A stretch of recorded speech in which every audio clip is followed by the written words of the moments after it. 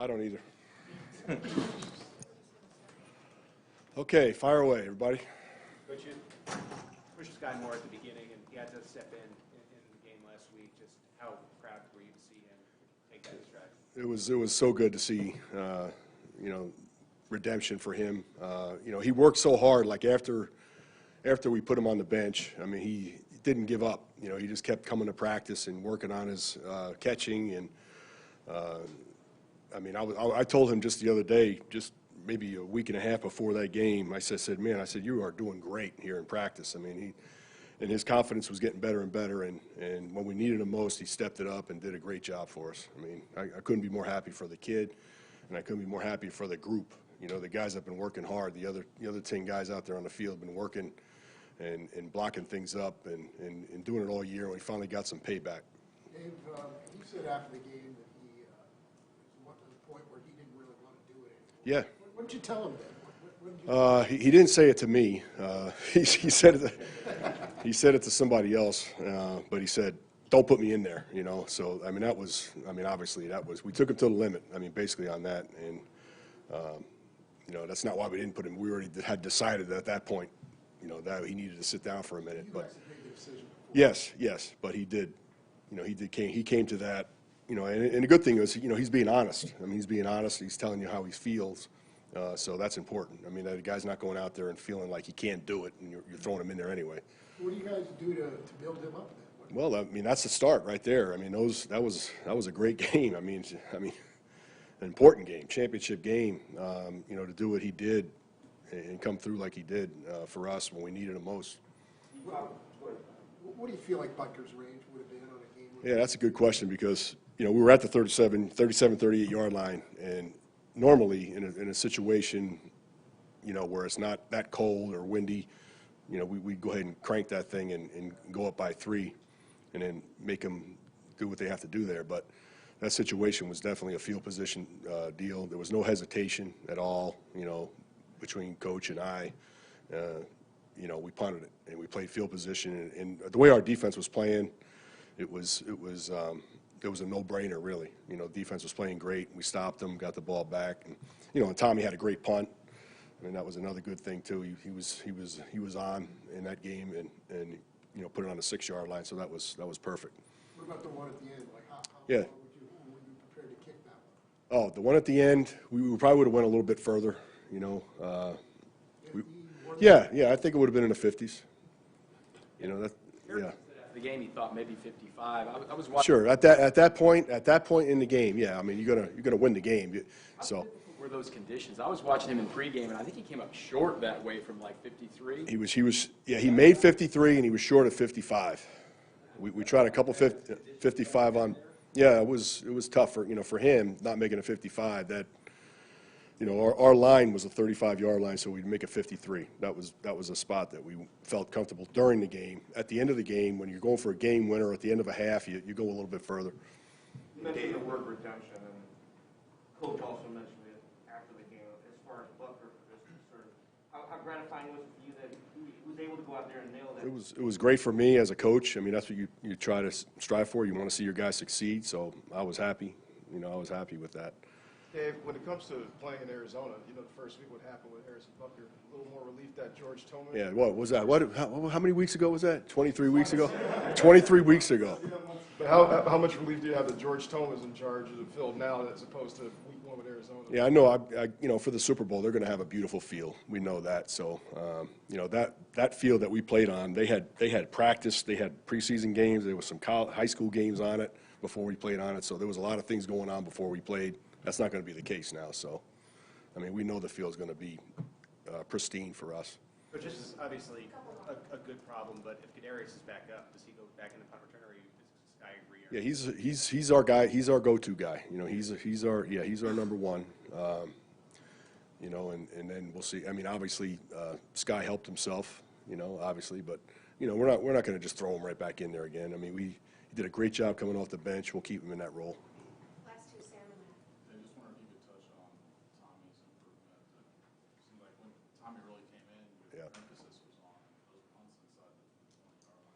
Yeah, Tommy, all year long, he's given us the flip the field punts too, as well. I mean, all year long. I mean, that's why he made the Pro Bowl. But in those situations there, a touchback would really hurt you. I mean, that extra 15, 14 yards, whatever we picked up right there by pinning him down there was huge, for our defense. That's a whole series, to get to that point.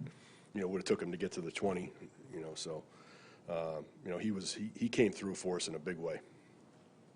Coach, on Sky's return, in addition to him, you had numerous rookies blocking it up, guys like Cook, Yes. Johnson. How satisfying is that as a coach? Oh, it's tremendous. We watched it today, so I mean it's fresh in my mind. We watched it and we saw some rookies like Jack Cochran took his guy and just drove him off the field and flat backed him. I mean he was one of their key players, and I just told him, I said, you guys are not. I mean look at this. You are not rookies anymore. I mean you guys have arrived. So I mean that's what we feel.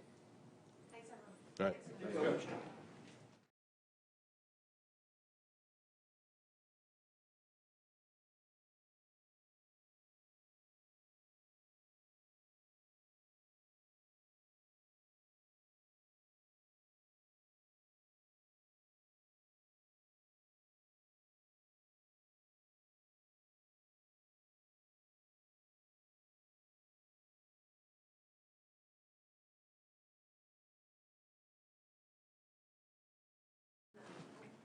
My watch is probably off.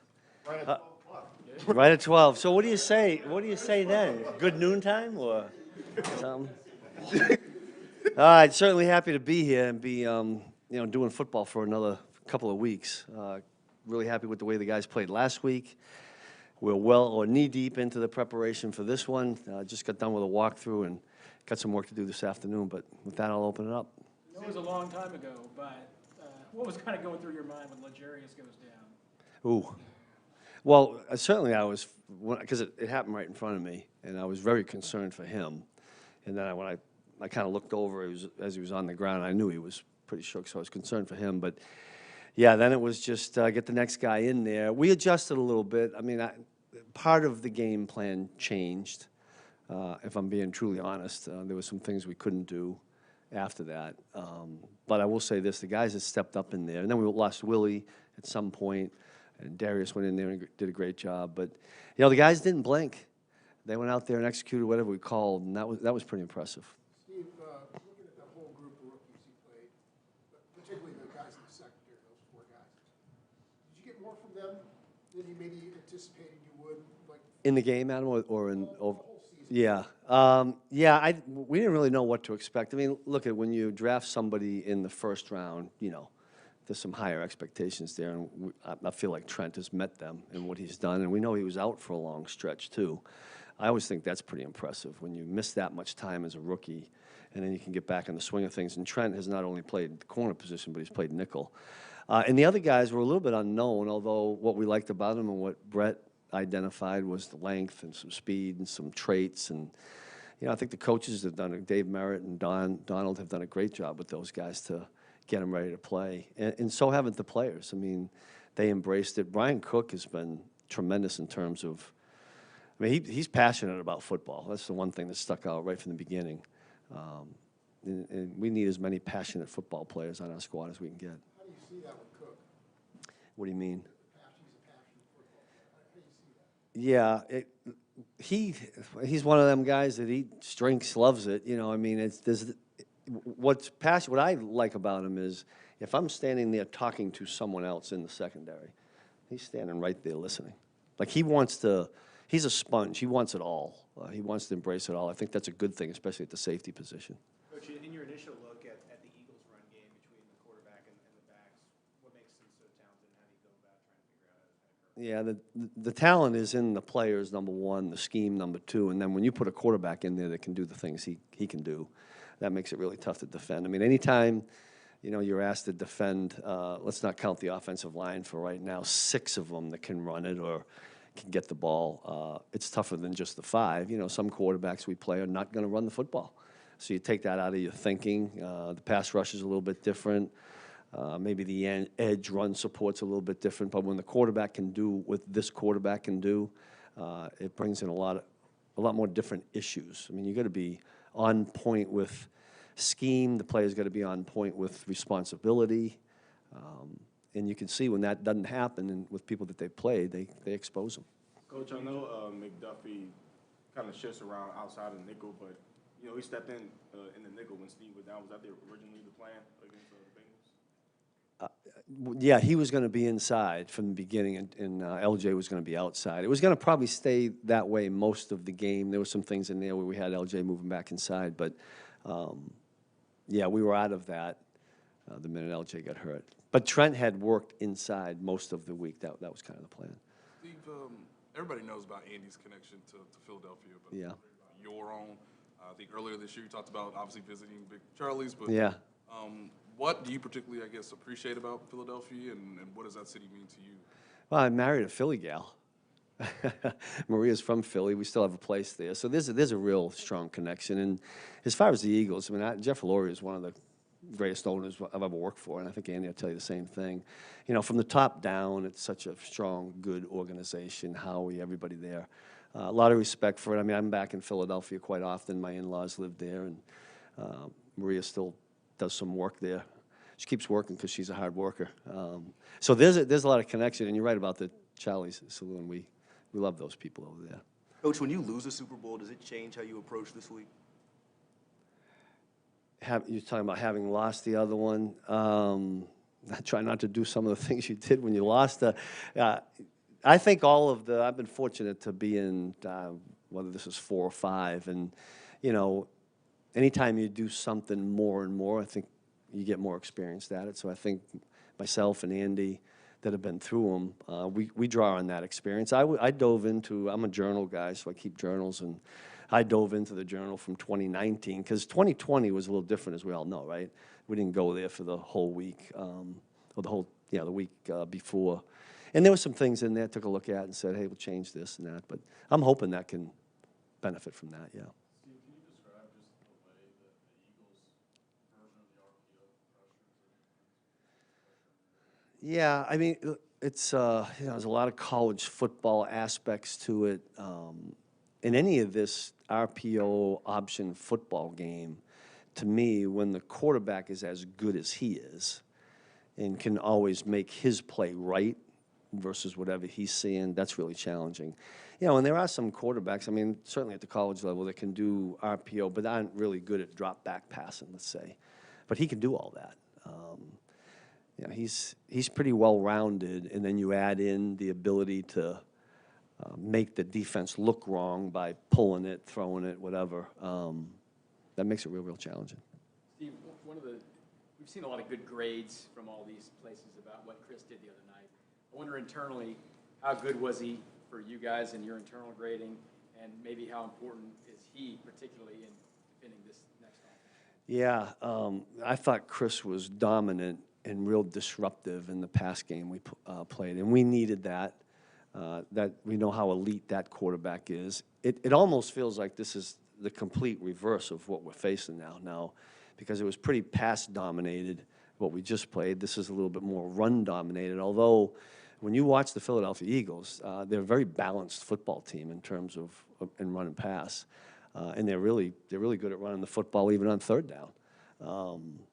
But I think Chris, listen, we're glad we have him. He can make a big difference in a lot of things, and you know, he can be disruptive in the run game too. We just got to get in the right spot, and hopefully we got the right defense called against whatever they're running offensively. Coach, with having Frank, you know, on the end in that zone read game, do you feel like he's kind of the perfect outlier just to kind of disrupt that?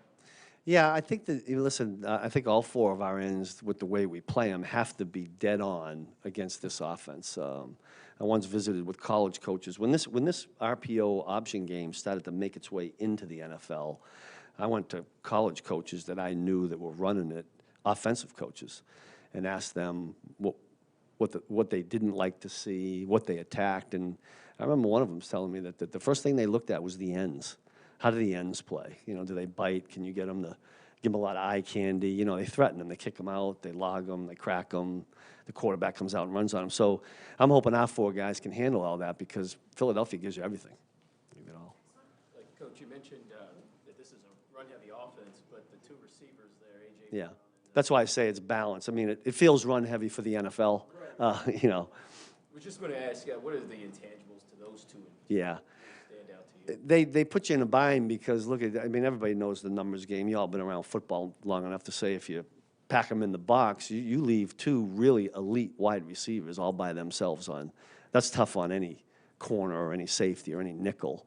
And that's where I think they've opened up their whole game, playbook-wise, offensively. Is we got those two guys, and we faced them a year ago, but A.J. wasn't there. That adds a whole nother element to it and opens things up. It's obvious why they did it, and they're reaping the benefits.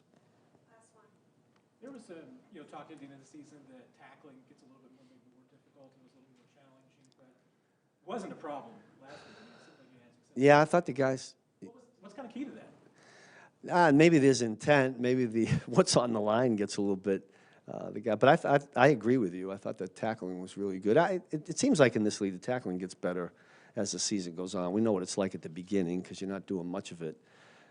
Certainly in practice in preseason and then in the games, our veterans don't play a whole heck of a lot in preseason. So it takes a whole foundation. You could be a corner and go a whole game without really having a tackle. You go 2 games like that and it's been a while, you get a little rusty. But I think we've had enough of a foundation of facing runs and passes and tackling completions and all that we've gotten better. And I agree with you. I do think they tackled pretty good last week. I hope we do the same thing in this game. We good? All right, thanks.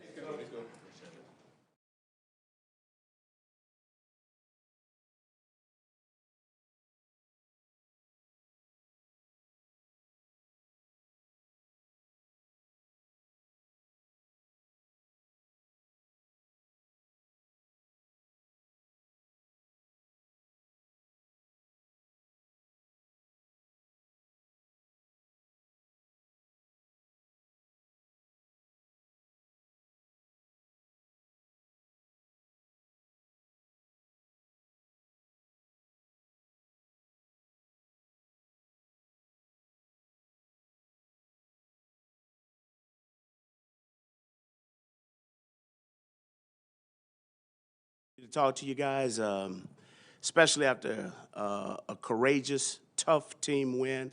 I thought our coaching staff did a hell of a job of getting our players ready for that game. But the thing that stood out was the young players that we've been working with all season long. Just having those guys prepared to be at their best when their very best was needed due to all the injuries that took place. And like I said, I just thought it was a great team victory. But however, we got one more to go. So our guys are excited. The energy is where it needs to be. And we're just getting ready. The journey continues. With that said, I'm all ears. Eric, what is the biggest challenge when you have 3 receivers? The biggest challenge is just making sure we can get lined up, okay? And I have to talk about this because this just goes to show you the growth of this kid. There was a moment in time throughout that game when we threw Sky in the game, and Sky had to play a number of positions. And I was talking to him about a particular play, and he yelled at me and said a few words to me. I'm not going to mumble those words, but it went something like, you just put me in. Just tell me the personnel, and I'm going to make it right. I said, fellas, we're going to be okay. So that was good to see. And the thing is, yes, our guys will be ready, and I'm talking about our players. Our guys are doing a heck of a job of preparing themselves. But we have a tremendous coaching staff who's very, very resilient. And we're going to utilize our best personnel to our advantage so we can go out there and be as effective and efficient as possible. What about Marcus Kemp, too? He wasn't even elevated. Well, Marcus Kemp has always been an outstanding professional football player for us. He's one of our top special teams player. Every time Kemp is on the field, he finds a way to make plays. And Kemp, that's why we keep Kemp in the building. Kemp is just first of all, he's a tremendous person, all right? Then on top of that, he's the ultimate professional. And then he brings a leadership to that room. I mean, he helped Sky throughout the course of the game, but then he just steps up, makes a catch here. He's getting lined up. He's making key critical blocks for us. So I'm not shocked or surprised, but that's we need to make sure that we give credit where credit is due. Joe Blameyer's done a hell of a job with those guys all season. But you're ready to go against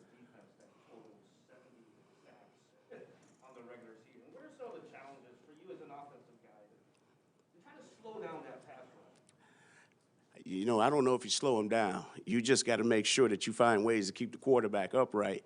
But, it's going to be a challenge. And, those guys, they do a hell of a job. And, their second wave of guys who they have that coming in are very good. When we're still talking about Ndamukong Suh playing and still playing at a high level, that's very impressive. And so those guys have done an outstanding job all year long. But on top of that, we got 5 guys up front, that take a tremendous amount of pride in keeping our quarterback upright. So they understand the challenge. They know exactly what is expected of them. And this is just one of those games. It's going to be one in the paint.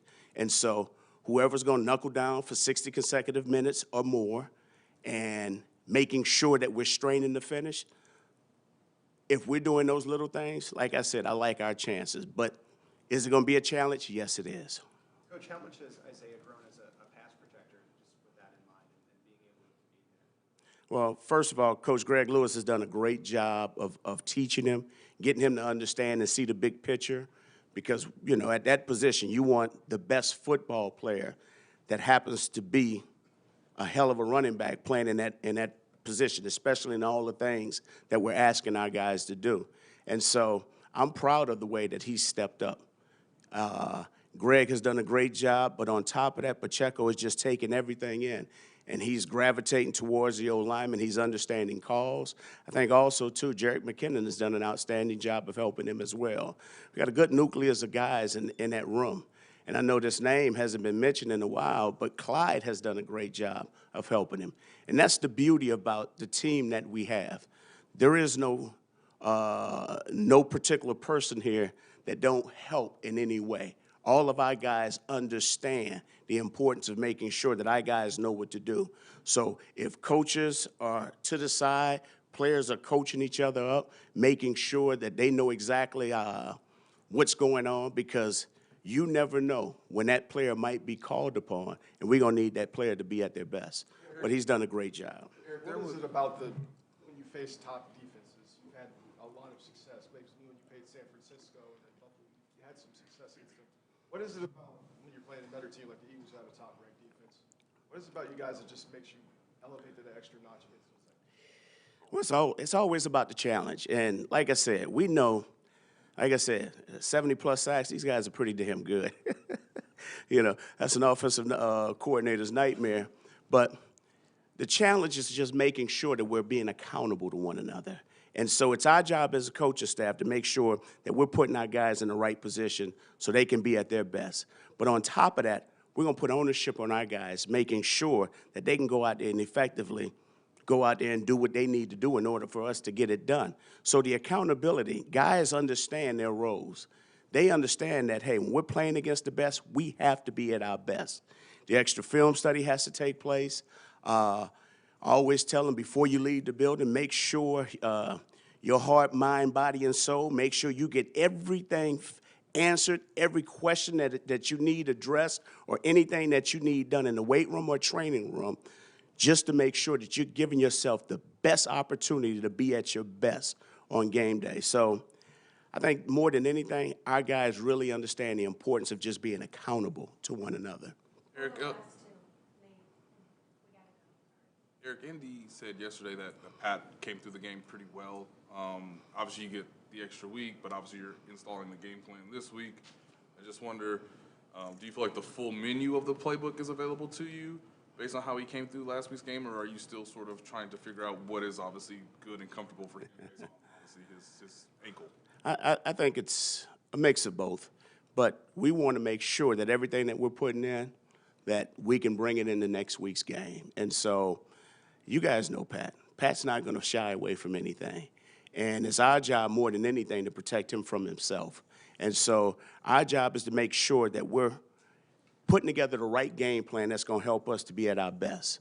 But on top of that, making sure that we're looking out for Pat in the meantime. So we're not going to change anything. We know that Pat will be at his best when his best is needed. You guys know him. He's a competitor. He's not going to shy away from anything. You've obviously done this week before, but how does this week compare to your preparation and what goes into next week for you? Well, I mean, next week, well, first of all, this week is huge because we're treating this week just like we're playing a game on Sunday. So today is like a typical Thursday practice for us, a situational day, third down, short yardage, goal line. We're practicing situations, and tomorrow will be like a Friday practice where we do red zone and a review of everything. So we're treating it just like a typical game week as if we were playing on Sunday. And then next week, we hit the reset button. Now it's all about reviewing, making sure that our guys are on the same page. Now it ain't about us basically explaining to them. It's all about those guys making sure that they have a complete understanding of what we want to accomplish. Also understanding the schemes in which we're going to be facing, the coverages in which we're anticipating, the blitzes which we're anticipating seeing. So it's all about making sure that we get everything loaded up in their minds so they're prepared to play this Sunday. But then when we hit that reset button, now everything is just memorization. Hey, here's what I'm expecting. Here's what we're going to do. Here's how we're going to do it. This is what this guy is doing. So it gives us an additional week. All right, thank you.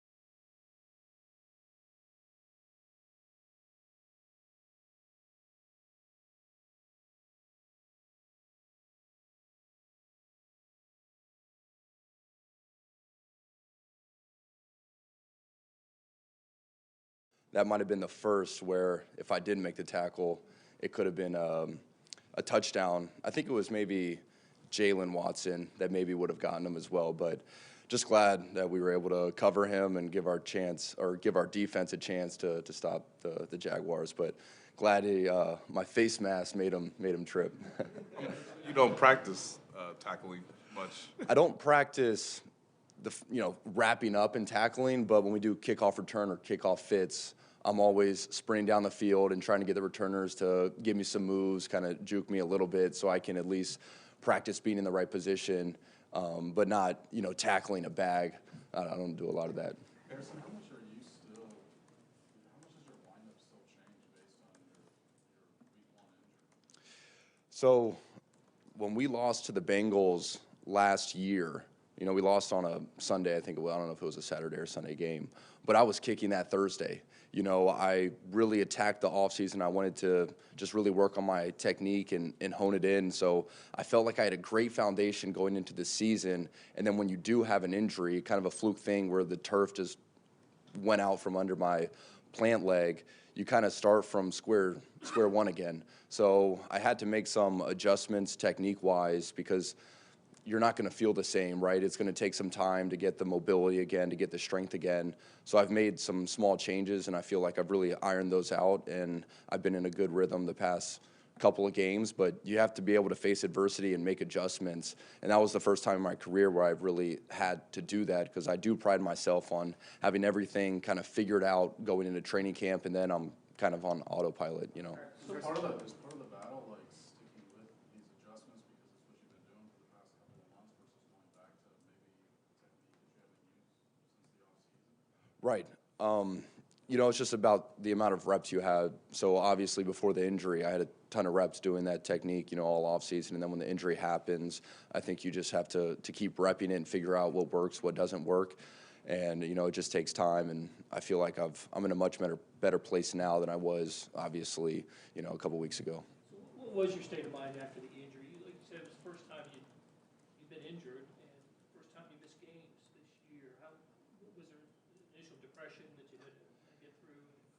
It's definitely tough. That was the first time I've had a major injury, and you're not traveling with the team for away games. I'm sitting at the house for home games, with my children watching it on TV. It's a very odd feeling, but I tried to attack every day. I didn't want to think, long term.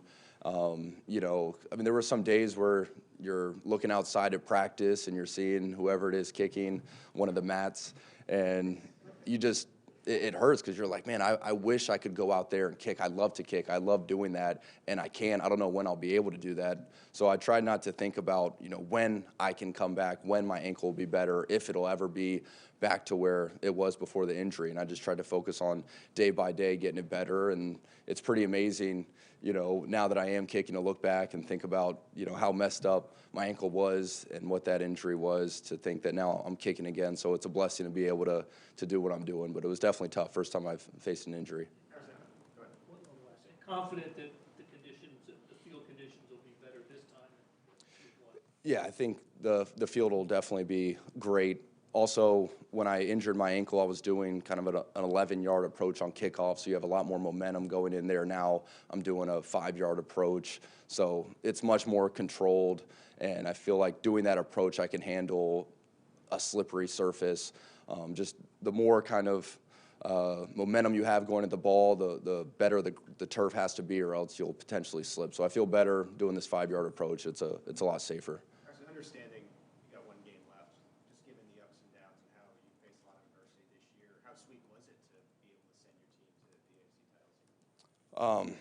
Man, it's a crazy story. I know I've talked about the injury, but you have all these aspirations for the season. I felt the best I'd ever felt going into a season. I thought this was going to be my best year, and then boom, week 1 you get injured. I don't know if I'm going to even play again the rest of the year.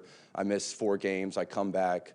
I started off with a 62-yard field goal, and I was thinking, man, I'm back, I'm going to, finish this year out and do a great job. And then I had some hiccups in there just trying to figure out the ankle, and I think I just didn't have the endurance, maybe the mobility to be able to handle week of practice game, all of that.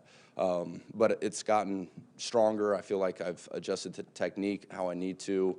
Then you fast forward, Bengals miss a big kick, Texans miss a big kick, and it would have been very easy. The temptation for me was just to be upset, kind of quit the process, just throw my hands up like I can't do anything. But I just kept the faith. I want to give glory to God. I wouldn't have been able to come in every day and attack every day with a smile, to be blessed and grateful to be in this position. It would have been so easy to listen to the noise, to keep my head down, not in a good way, just depressed in my feelings about not being the type of kicker that I know I can be. But I just kept my work ethic. The teammates were great to support me, and they had a lot of trust in me. Obviously, the coaches had a lot of trust in me, and I kept working every day. And then you get to the divisional game, I was able to make those kicks. And then the AFC Championship game, probably biggest kick of my career.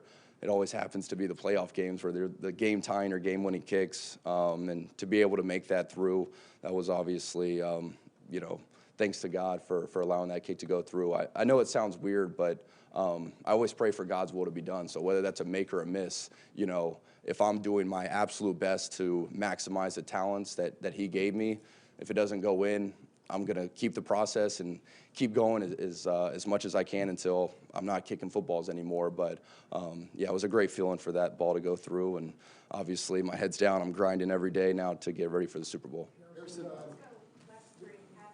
the game winner the other night, at what point did you know it was good? Right when it left your foot, or? No, I kicked that, and I wonder if the majority of the fans were watching the Jumbotron. I know a lot of the Bengals guys on field goal block didn't even turn around. They were watching the Jumbotron. Because on the Jumbotron, you're thinking, okay, that's going through the uprights. But when you're actually watching the ball, like I was, you're wondering, is it going to have the distance? So even Tommy turned around, and he's coming to hug me. And I'm like, man, we got to make sure this ball goes over the crossbar.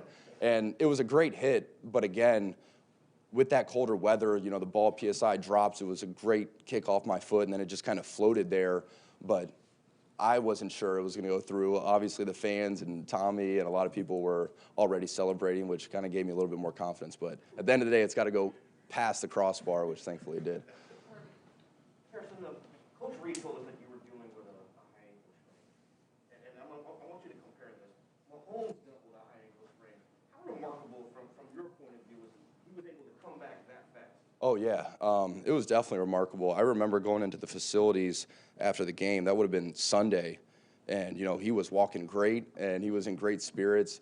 He told me that he had that, and y'all know this, but he had the same injury in 2019, I believe, against the Jaguars, and he didn't miss any time. And he said this injury in the divisional game wasn't as bad as that one. So he's a warrior, and he was able to, not even really be affected by that, much at all. And that just speaks to the type of athlete he is, the type of warrior mentality he has. But that was extremely impressive. And I know we have a lot of guys that are battling through injuries to be able to finish that last game and then play this next game. Super quick one, Harrison. I think when we talked to you when you first came back, you maybe thought you would never get to be 100% this year because of just all the tweaks and all that stuff. Are you close to 100% or no? I think I'm kicking the ball as accurately as I was before. It's just a different technique. I've had to adjust.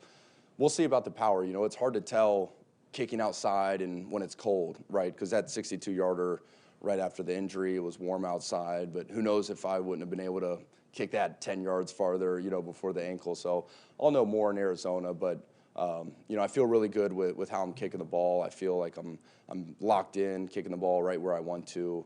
And, I'll just continue this momentum going in the Super Bowl. Thanks, everybody. Thank you, guys. Appreciate it.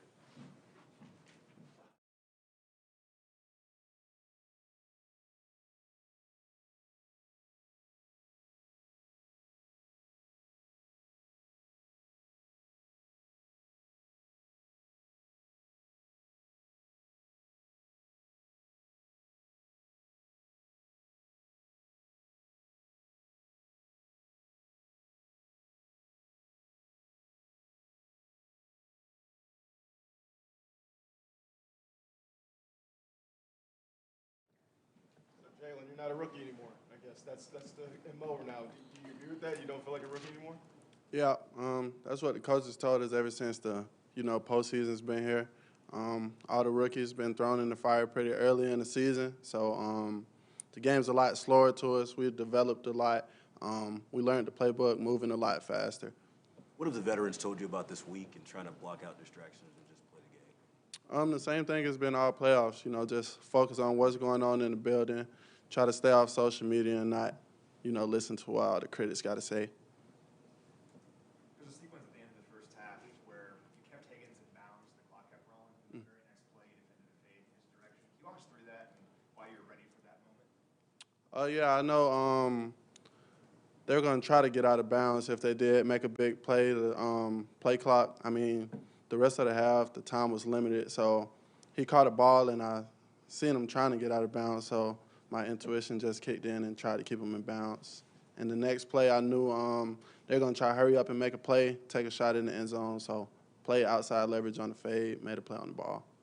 Jaylen, took your portion of the season with the broken hand. Just how tough was that to push through, and how do you feel like you were able to make so many big plays? It wasn't that tough, It's a moment I dreamed of, so anything I could do to help the team, get a win, I'll try my best, and that's what I did. The training staff, they did a great job, on helping me with my hand, and once I step on the field, I'm just ready to play. Spags talked about what a big part of the game plan Legarius was going to be. When he goes down, what was kind of going through your mind, and what's your conversation with your fellow defensive backs about how you kind of pull together there? Yeah, we got confidence in the whole cornerback room, and LJ is a great corner. He leads us, and we just knew it was going to be next man up. So Josh stepped in, he did a great job, and he was ready. How much do you and your other rookie teammates relish the feeling of being able to be on such a big stage where it is the four of you guys now, both in the AFC title and leading into the Super Bowl? What rookies? No, I'm just playing. But it's a great feeling, playing at the biggest stage, our first year. But like I said, this is what we all dreamed of since we were kids. So we just take it one play at a time. Don't get too high, don't get too low. I know there's a lot of talk about Philadelphia's offense. You guys have gotten a little bit of a look at what they're doing now. A lot of pressure on the linebackers and defensive linemen in the quarterback run game, but probably a little bit for you guys as well on reading those RPOs. Just give us a little synopsis of what maybe different responsibilities you'll have this week compared to like last week when it's pretty much just going to be a passing offense out of the quarterback. Yeah, it's just going to be important everyone do their job. It's just as simple as that. They got a great receiving core, great O-line, just a great overall team, top to bottom. So we're going to come in, everyone do their job, fly around, have fun, let the rest handle itself. Jaylen, what makes Dave Merritt a good coach, in your opinion? His leadership on and off the field, trying to make us better men, and he always preaches all the vets and all the rookies, we hold each other accountable. So that's a big thing. And he's just a great, outgoing, loud dude. You always hear him when you walk in the room, but he's a great dude. Where do you feel like your accountability had to be applied most this season? Just doing my job. I was thrown in the fire early. Everything was happening so fast, but I learned the importance of just doing my 111 on the defense, and everything would take place. Jaylen, not a rookie, but in your first year in the league, you're in the Super Bowl and contributing well to your team. I mean, how does it feel just soaking it all in? I haven't really taken a look at it yet. I mean, I'm just so caught in the moment of just winning because that's the standard they set in this program. But after the season's over, I take a look back at it all, soak it all in. But right now, just putting my head down, trying to get a win each and every week. Thanks, everybody. Yep, appreciate y'all.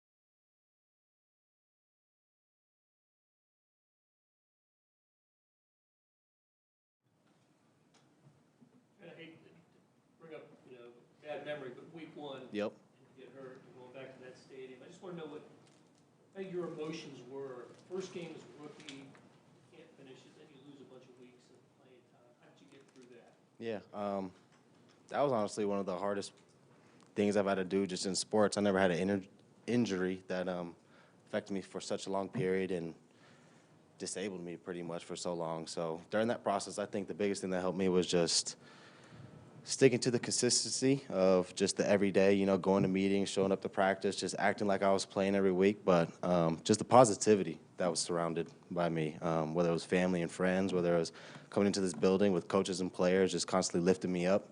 They really just allowed me to stay confident through the whole thing and come back like I never left. Trent, looking back on your rookie year, the injury aside, this season, how would you say, this season met your expectations, equaled your expectations, you had bigger expectations? How would you put that? Yeah, honestly, I feel like this season was a huge learning curve for me, especially getting hurt, and then missing a bunch of games and coming back halfway through the season. For me, it was just trying to learn something each and every week, each and every day, because as rookies coming in, we don't really know the game, we don't know the speed of it. A lot of things are new to us, scheduling-wise, all the way to football. So trying to just keep an open mind, trying to just constantly learn from the vets, learn from other rookies. was something that I took pride in this year, and I think is the reason why it's helped me so much just throughout the year, consistently getting better, because I just felt like it was my duty to try to match everybody else as quickly as possible when I came back. So that's kind of just how I wired myself throughout the season. Trent, we've asked you about this during the season, but you guys are four rookies, especially when LJ went down. Yeah. Shining on such a big stage. What does it mean that you guys in your first year are able to do this even leading into it? Yeah, it's special, especially since, you know, you can understand what it took for us to get here. Coming in as a huge group, knowing that there was a lot of obligations, a lot of things that these guys wanted out of us, and we kind of just took and ran with it. Everybody came together. I remember in OTAs, there was so many days where at the end of the night, it was just all the rookies together, just going over and over and over, playbook language, because to us it was all new. It was difficult, you know, Spag's playbook. But I think the biggest thing was just we just continued to push each other and continue to just be those guys to be like, you know what, we got your back. Yeah, you may have a bad play, you may make a mistake out there, but at the end of the day, it's a brotherhood, and I think we really all just stuck together really well. Was it just rookies in the room, or were you with a veteran or a coach or something?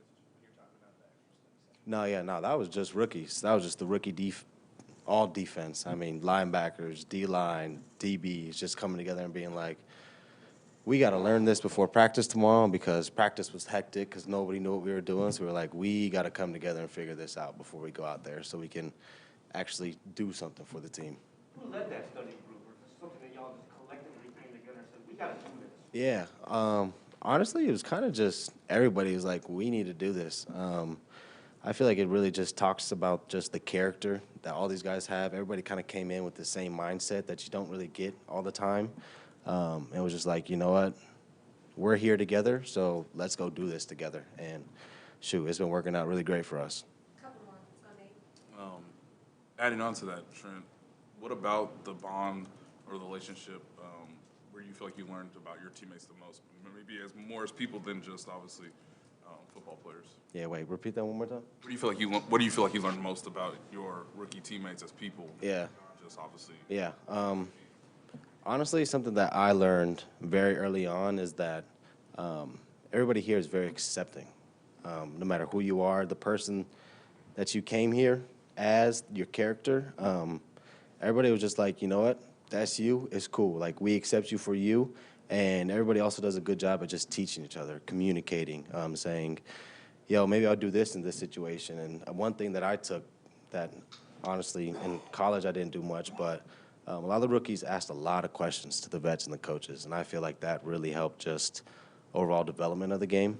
I was one of those kids who didn't like to talk a lot, you know, wasn't the one to jump in front of the classroom and ask all these questions, but just being in a group where questions are constantly asked, you kind of adapt to it, and kind of broke me out of my shell, and it's helped me tremendously.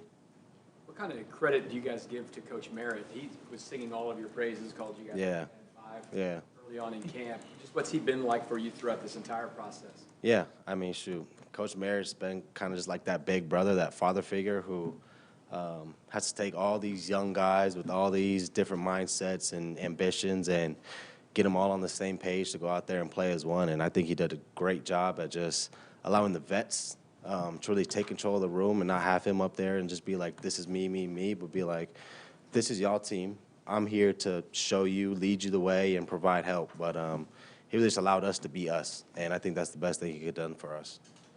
We know Philly's dynamic, Jalen Hurts, A.J. Brown, Dallas Goedert. What do you see as the X factor in slowing them down, in your opinion? Yeah, I think one is going to be stopping the run. I think a big thing we have to do is just tackle.